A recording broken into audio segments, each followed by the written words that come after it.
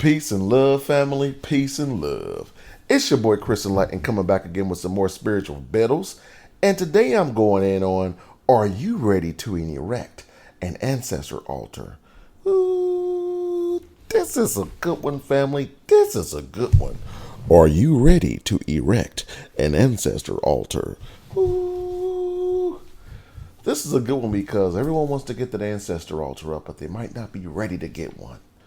If you know you're lazy, if you know you ain't really going hard body with your spiritual practices, don't play games with spirit like that. Just don't do it, family.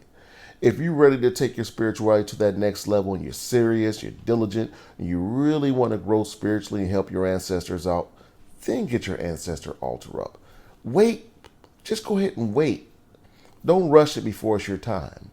When I first heard about ancestor altars, I wasn't ready to put an ancestor altar up. I was going to these Orisha classes, learning about the gods. My wife and I was buying a bunch of books about gods, learning about different deities and things like that. We didn't know about our ancestors, but we knew of them. But all the deities and things like that we wanted to align ourselves with, we had no idea of yet. And we didn't want to take a risk of putting a deity on our altar, wasting all this time trying to get a connection.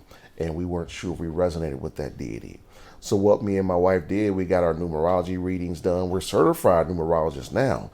And we figured out what deities align with us through our numbers. And that's something I can help you out with. I've helped a plethora of people all over the world connect with deities and align themselves with their higher self along with these other deities as well. And each deity resonates with a number. And depending on your numerology and your numbers, you resonate with that deity as well. So that's something I can help you out with. But you know you're ready to get an ancestor altar up when all you're thinking about is helping your ancestors. If you're ready to really burn ancestor money, give daily offerings, prayers, and do it daily. If you're ready, you're on that spiritual tier like that, that's when you're ready to get your ancestor altar up. If you get your ancestor altar up and you're going once a month, you're not burning any ancestor money, food is molding, you don't know any divine prayers, you don't even have a set thing that you say at your ancestor altar, you might not be ready for it yet. If you have an ancestor altar and they got dust on it, you're not ready. No one wants a dusty ancestor altar. That's literally disrespectful, family. Go out, you know me, I get some paintbrushes that I wipe the dust off of my altar. You know, my wife, she goes hard body. She uses cloths and all types of beautiful things to keep her altar pristine. She has one of the best looking altars I've ever seen. I don't know if because I'm a man, but I have a manly looking altar, and she has a queen looking altar. But that's just who she is and who I am. Your altar doesn't need to look like anyone. Your altar is nothing more than a physical representation of your spirituality. But one thing that you must be consistent with is your daily offerings and your daily practices and burning money. In one of my other videos, I got a video on how much ancestor money should you burn each day. Me personally, I burn at least $100 billion a day. I suggest you burn at least $10 billion a day. Okay?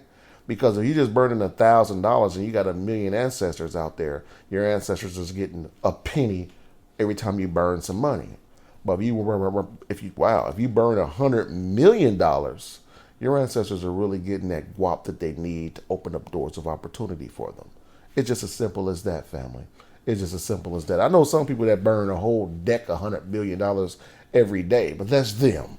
That's them because they understand that when you burn ancestor money, all you're doing is dissolving and eradicating your financial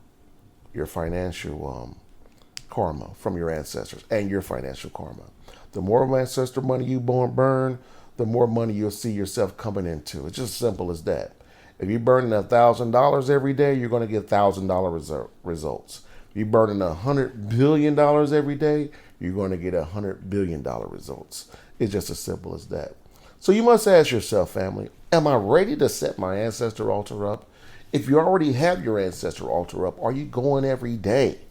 If you already have your ancestor altar up and you're not going every day, you're not in trouble. You're not going to get spiritually whipped by nobody. But it's up to you to come here to be what you came here to be. And if you have your ancestor altar up, more than likely you're the ambassador of your family. And if you're the ambassador of your family, take it serious.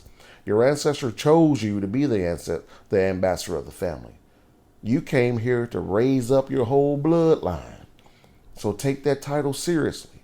It's not given to everybody. How many people in your family have their ancestor altar up? More than likely, it's just you.